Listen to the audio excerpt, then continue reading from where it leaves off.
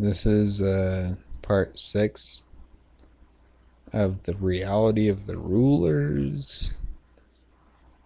It's getting kind of hot in here, so hold on just a second.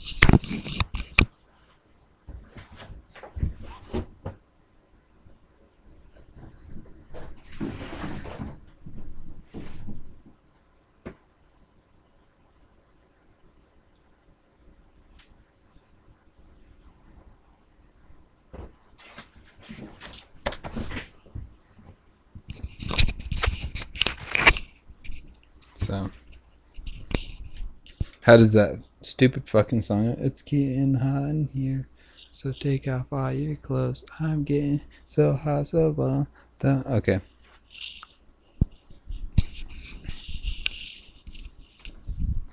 But I said, "Sir, teach me about these authorities. How did they come into being? By what genesis? And out of what material? And who created them and their power?" The great angel Llf, understanding, spoke to me. Incorruptibility inhabits limitless realms. Sophia, who is called Pistis, wanted to create something alone, without her partner, and what she created was celestial. Okay, Pistis and Sophia. Okay. Sophia is the Greek word for wisdom. Pistis is the Greek word for faith. And there's a third word which is not included here yet, which is Zoe, which is life. Pistis, Sophia, Zoe. Faith, wisdom, life. Anyways, I continue.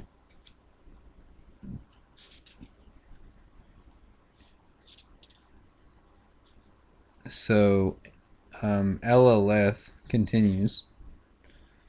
A veil exists between the world above and the realms below. So we exist, we live in the realms below. There's a veil that exists between the worlds above and the realms below.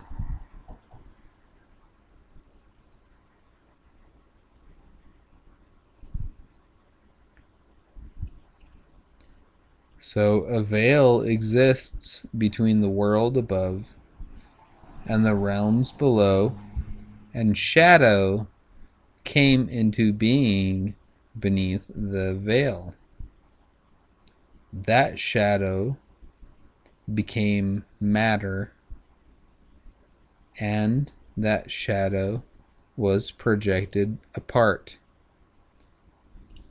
I don't know if you've ever seen like when the sun was like setting, or when the sun was like behind a set of clouds and you could see a shadow projected out from the clouds.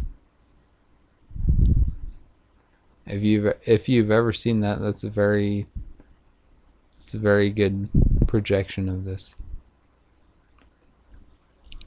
Okay.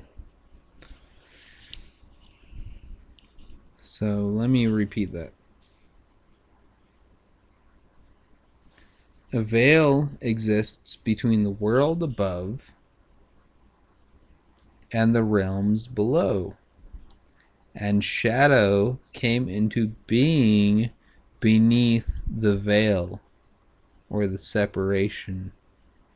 That shadow became matter, and that shadow was projected apart into 4 parts: fire, earth, air, and water. And what she had created, and when they say she, it's Sophia, and what she had created came to be in matter, like an aborted fetus. It assumed a shape molded out of shadow, and became an arrogant beast resembling a lion. It was androgynous, meaning that it was both male and female. It was androgynous, as I have already said, because it derived from matter.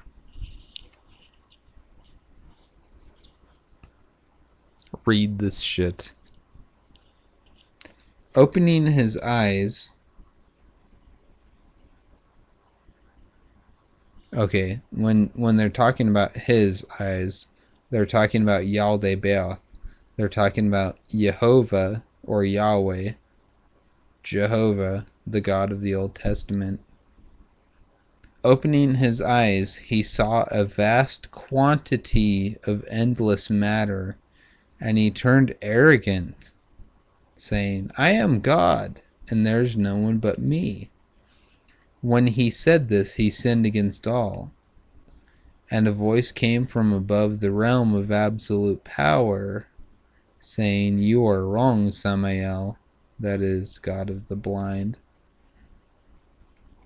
And he said, If any other thing exists before me, let it become visible to me.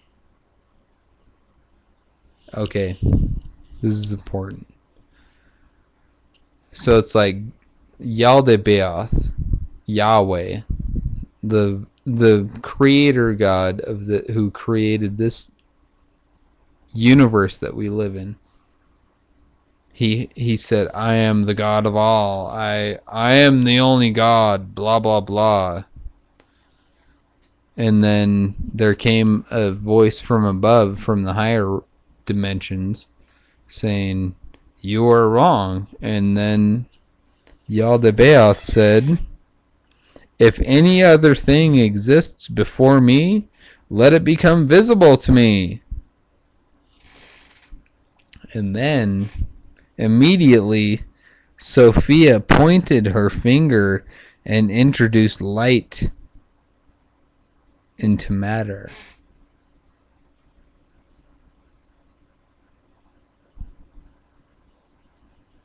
And she pursued it down to the region of chaos, and she returned up to her light. Once again, darkness returned to matter. Light. Sophia pointed her light with her finger.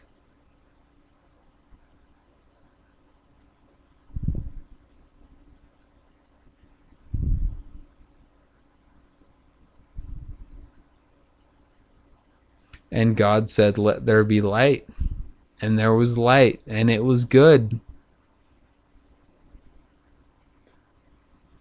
See, these fucking shit parables that you are receiving from your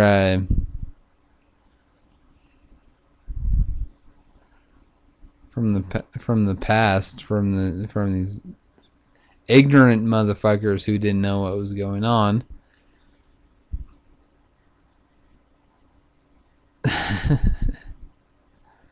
They didn't understand what they were writing. That's why the Bible is so full of inconsistencies. But if you look at it in the light of the Gnostic parables and myths, then it makes sense. The darkness could not comprehend the light, and then the light came in. God said, Let there be light. Who's God?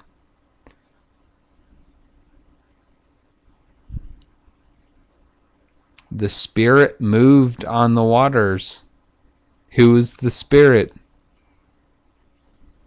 Okay. See, God, the Son, and the Holy Spirit. God was a contrivance. The Holy Spirit was an eon, a natural thing. And the Son is you.